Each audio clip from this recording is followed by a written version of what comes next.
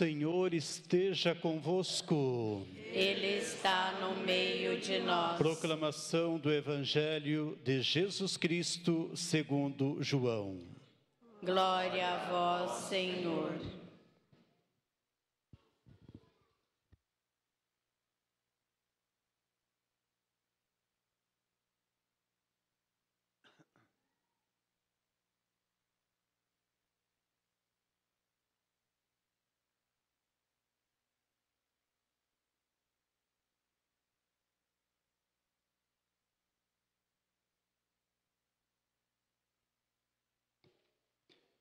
Naquele tempo, Jesus disse a seus discípulos: Tenho ainda muitas coisas a dizer-vos, mas não sois capazes de as compreender agora. Quando, porém, vier o Espírito da verdade, ele vos conduzirá à plena verdade, pois ele não falará por si mesmo, mas dirá tudo o que tiver ouvido, e até as coisas futuras vos anunciará. Ele me glorificará, porque receberá do que é meu, e vô-lo anunciará. Tudo o que o Pai possui é meu. Por isso, disse que o que ele receberá e vos anunciará é meu. Palavra da salvação. Glória a vós, Senhor.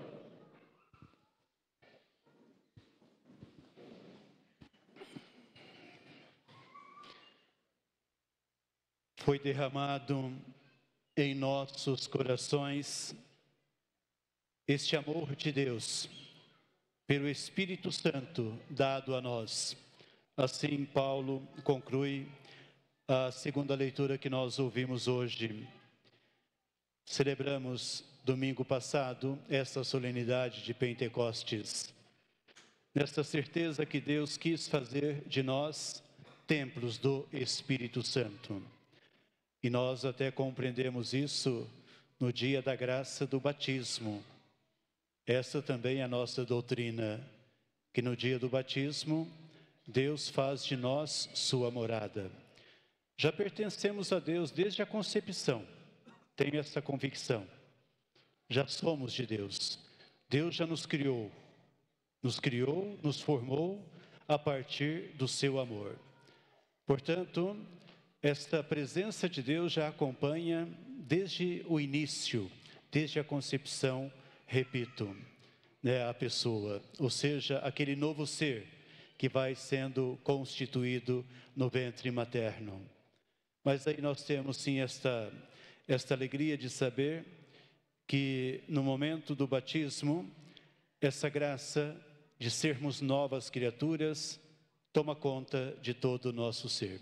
Mas algo que depois também no dia a dia somos chamados a viver em conformidade com essa graça recebida. Eu creio, queridos irmãos e irmãs, que celebrar a solenidade da Santíssima Trindade, para nós é sempre um momento de grande importância. Aquilo que dizia no início, vale a pena repetir.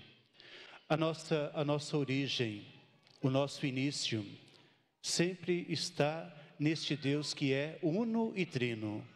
Esse Deus que é Pai, Filho e Espírito Santo. Não três deuses, um só Deus. Porque é uma só natureza, ou seja, é um só amor.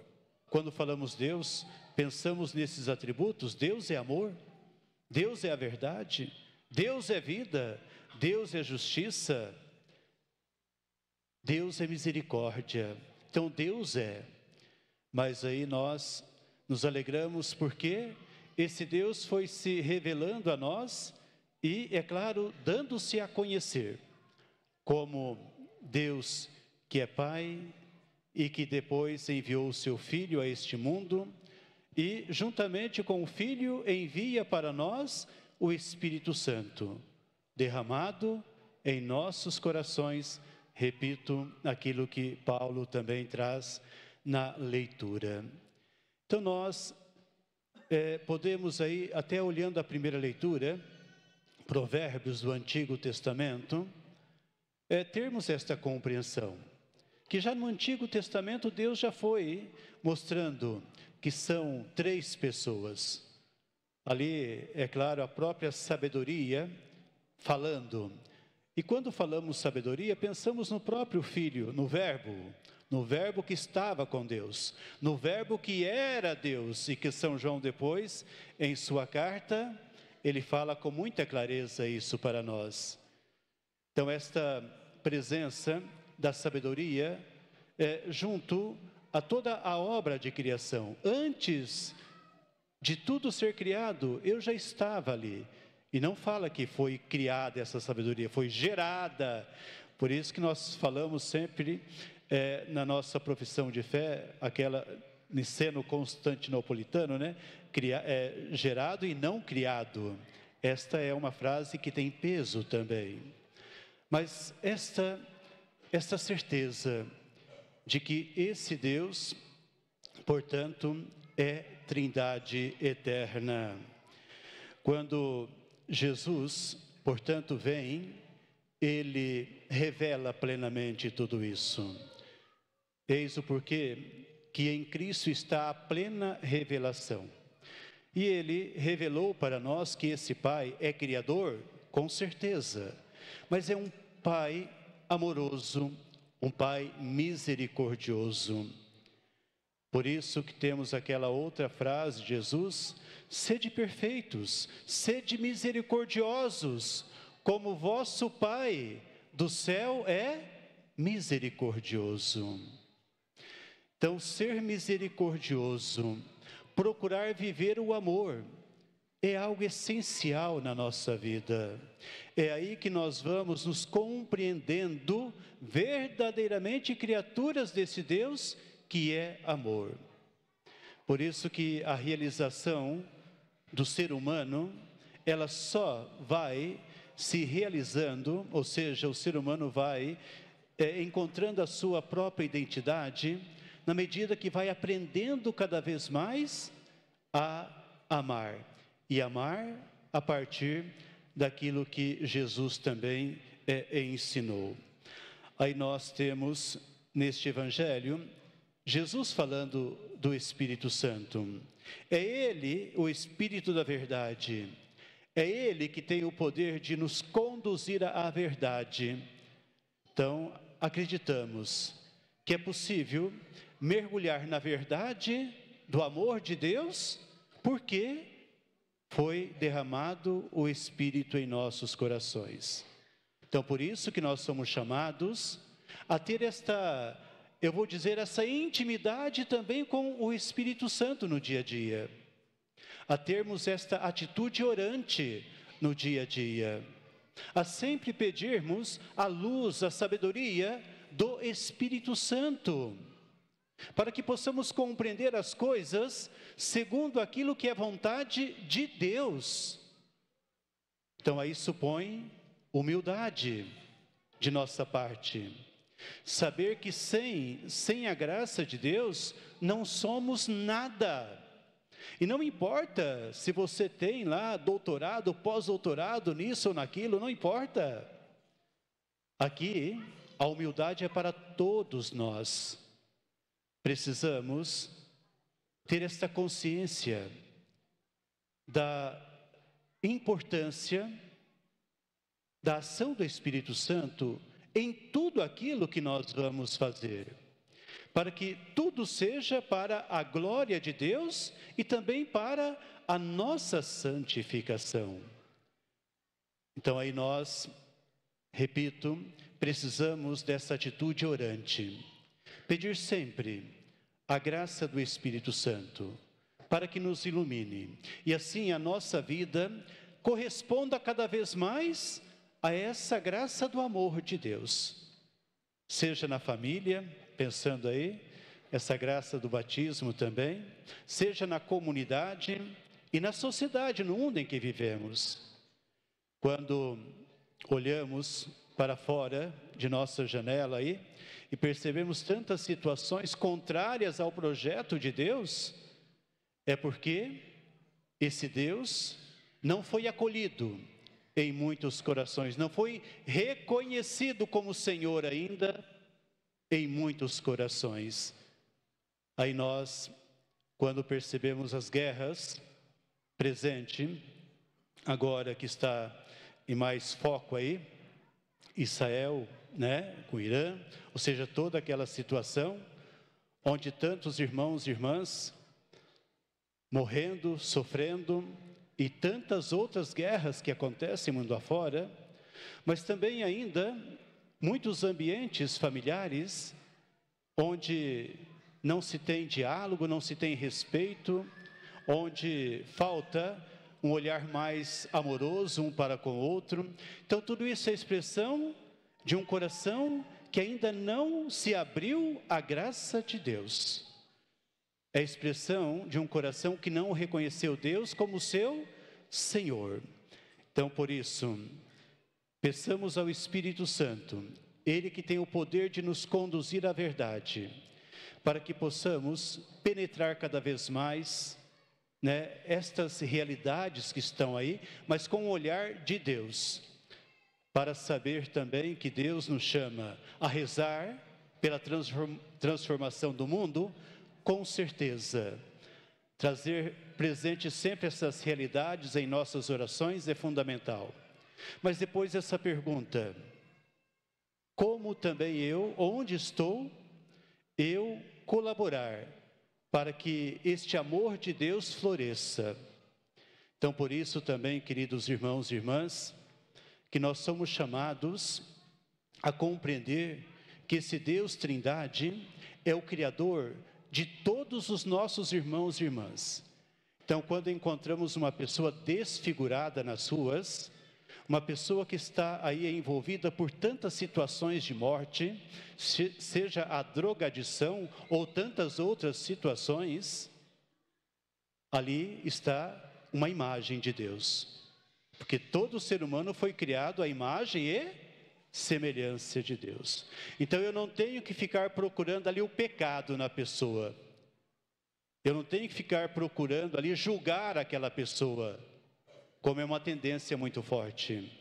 Eu tenho que lembrar que ali está uma imagem de Deus na minha frente.